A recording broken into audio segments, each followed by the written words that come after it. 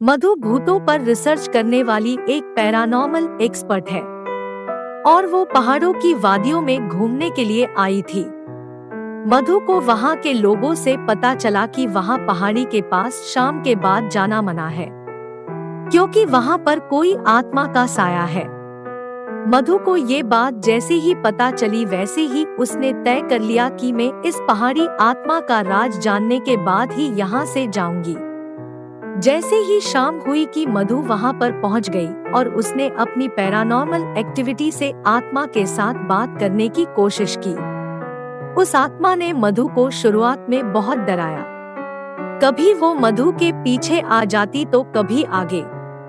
वो अजीबोगरीब आवाज निकालकर मधु को डराती थी। आखिर मधु ने अपने पैरानॉर्मल एक्टिविटी से उस आत्मा पर नियंत्रण पा लिया और उसके बाद उसने आत्मा से बात करने की कोशिश की। आत्मा से बात करने के बाद जो मधु को पता चला उससे मधु की आंखों में आंसू आ गए। ये आत्मा एक पिता की थी, एक ऐसे पिता की जो कब से अपने बेटे के शहर से आने का इंतजार कर रहे थे। इस पिता ने अपनी पत्नी के गुजर जाने के बाद बेटे को अकेले संभाला था। पिता ने बेटे को कभी भी माँ की कमी महसूस नहीं होने दी थी। इसी पहाड़ी वादियों में बेटे के रूप में अपना बचपन जिया था।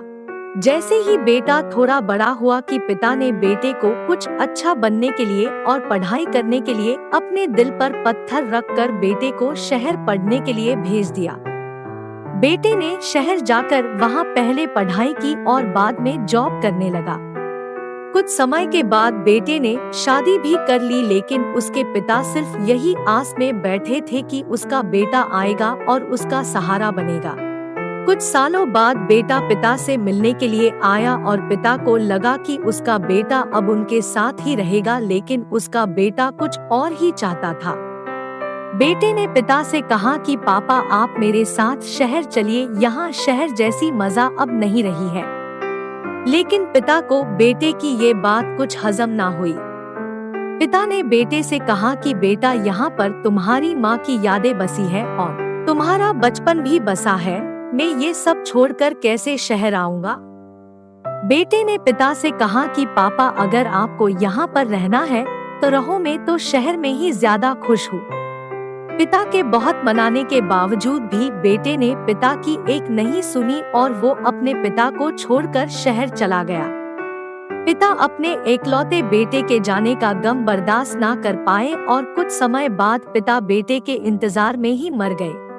आज भी उस पिता की आत्मा अपने बेटे के इंतजार में उन पहाड़ी वादियों में भटकती है।